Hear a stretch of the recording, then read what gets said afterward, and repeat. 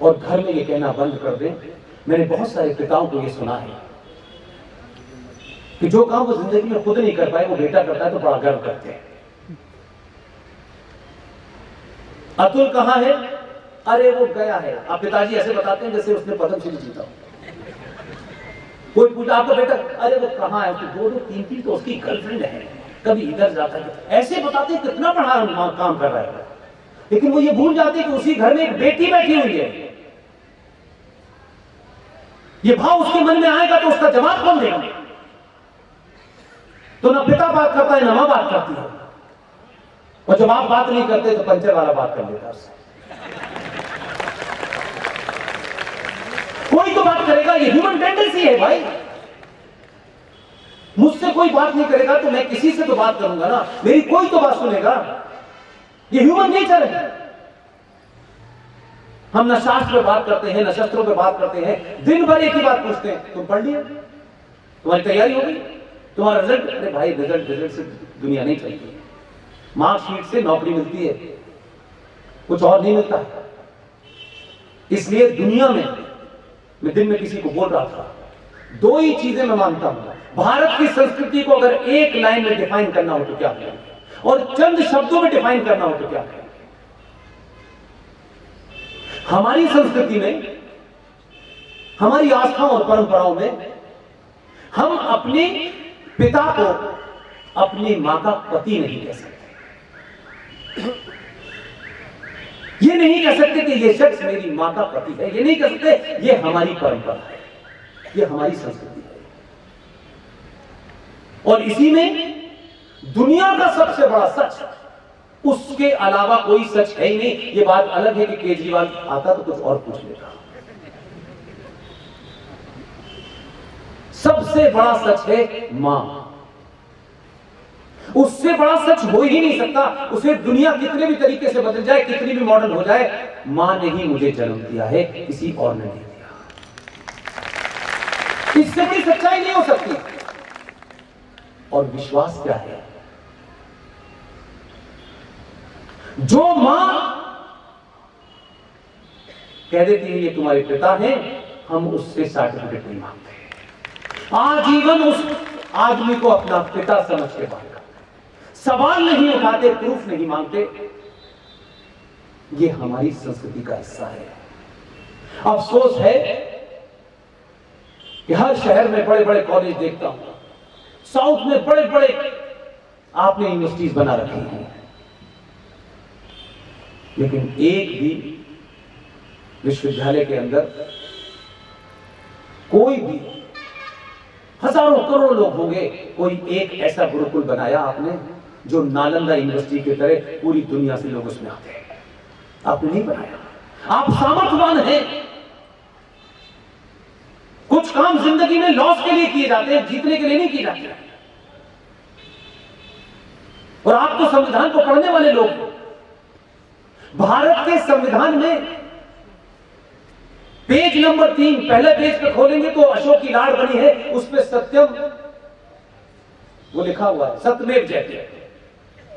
Page number 3 की पहली line ही नहीं पढ़ी है। बहुत सारे लोग मुझसे बार बार कहते हैं सब भारत को जो है वो, इंडिया को हमें भारत डिक्लेयर कराना है। एक तो पता नहीं हर हिंदू को कोर्ट से क्या क्या चीज लेना है, हर चीज कोर्ट से लेनी है। क्यों भाई? कोर्ट क्या करेगी उसमें?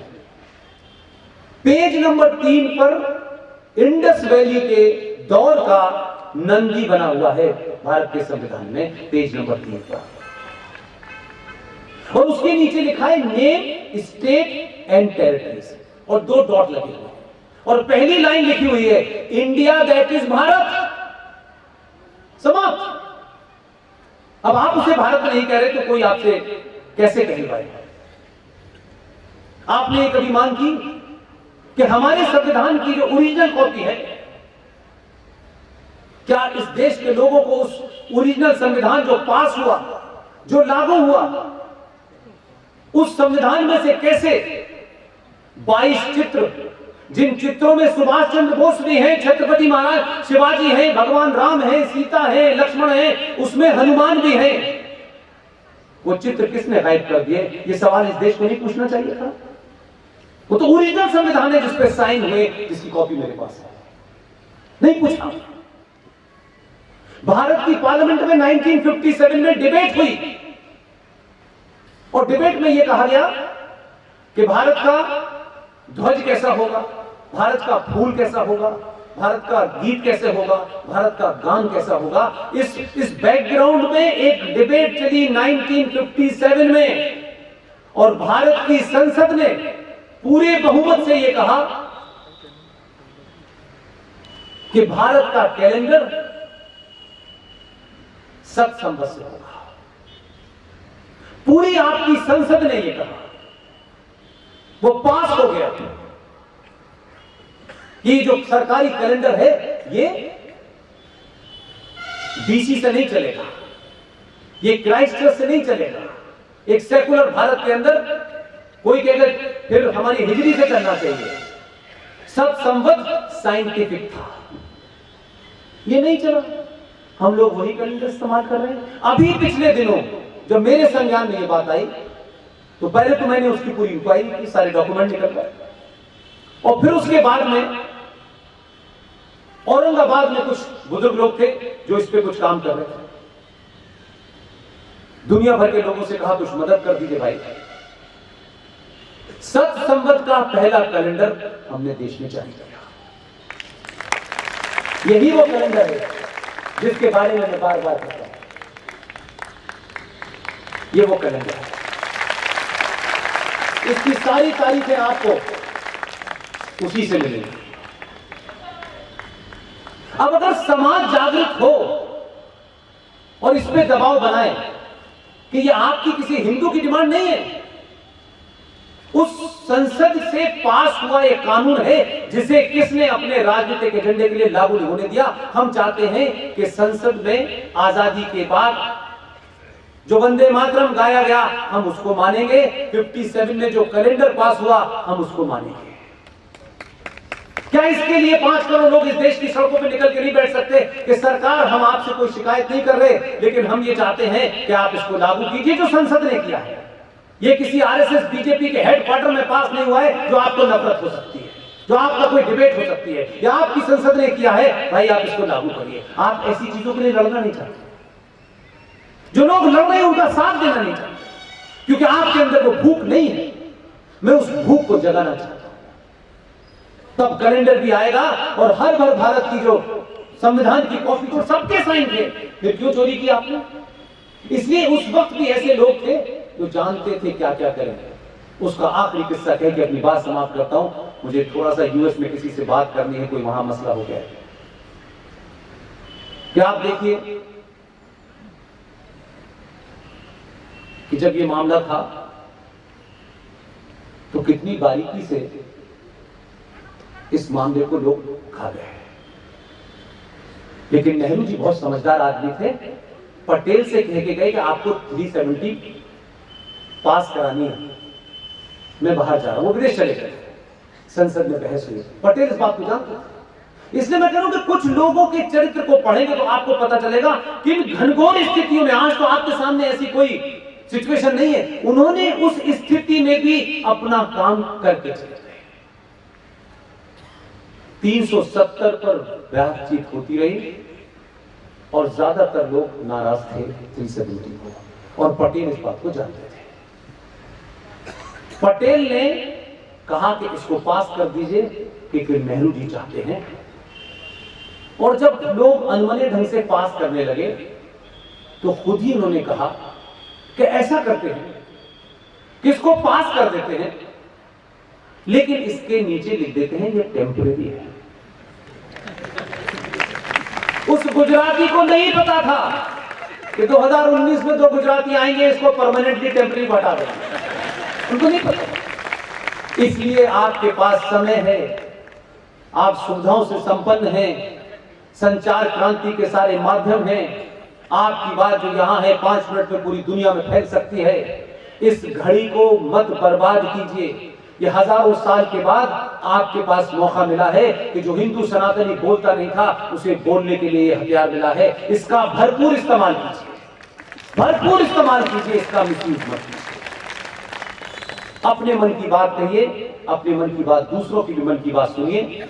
और ये दुनिया आपको ऐसे ही नहीं कहती है, पूरा यूरोप बार बार कह रहा है। सारे अखबार पढ़िए, मैं तो पिछले 10 साल से विदेशी मीडिया में काम करता रहा, हर अखबार बार बार एक ही बात कहता है, ये जो इस्लामिक आतंकवाद है, ये जो जिहाद की मानसिकता है, अगर पूरी दुनिया में कोई देश है जो इसको समाप्त कर सकता है, उसका नाम भारत है। ये मैं नहीं कह रहा, ये विदेशी मीडिया कह रहा है। वो जानते हैं कि आप 1100 साल से इस जहनियत से लड़ रहे हैं, इस खूनी विचारधारा से लड़ रहे हैं। अपने आप को जानिए, अपने पुरुषार्थ को जानिए, और अच्छी खासी लड़की से शादी करके उसे ताजमहल दिखाने मत ले जाइए। ताजमहल दिखा करके आप उससे क्या कहते हैं? तुम्हें भी यही ऐसे ही करूंगा तुम्हारे साथ। ताजमहल एक कब्र है, कब्र की न पूजा हो सकती है, इस्लाम में कब्र हराम है। लेकिन आपके देश में सत्ताओं ने भारत की पहचान के रूप में भारत का राष्ट्रपति आधिकारिक रूप से विदेशी मेहमानों को ताजमहल का रेप्लिका देता था कि ये तो हमारी पहचान है। इसलिए एक छोटे से हिस्से से आपके आदमी ने, राष्ट्रपति गया, पूछा भारत की पहचान क्या है। प्रणब मुखर्जी भोले आदमी, तो उन्हें मालूम था कि कहां से आया ये, उन्होंने कह दिया ताजमहल। उन्होंने कहा कल से बंद कर दीजिए, और पूरा होमवर्क करके जाता है। इन दोनों की ये क्वालिटी है, बाकी बेहोमवर्क के घूमते रहते हैं, उनको पता ही नहीं होता करना क्या है। उसी वक्त दुनिया की हर भाषा में वो सोच रहे थे ये करेगा, वो करके गया था सारा काम। दुनिया की हर भाषा में गीता को छपाया और कहा कि अब से आने वाले मेहमानों को भारत की पहचान के रूप में गीता दी जाएगी।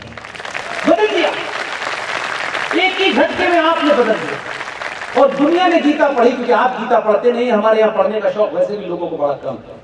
सुनी सुनाई बातों पर बहस करने का और उसका मजा आता है। जब उसने गीता दी पूरी दुनिया को, तो मुझे पता चला कि 70 से ज्यादा देशों को दे चुका है। ये बात मैं अपने रेफरेंस के लिए कहता हूं ताकि आप मेरी बात को समझ सकें।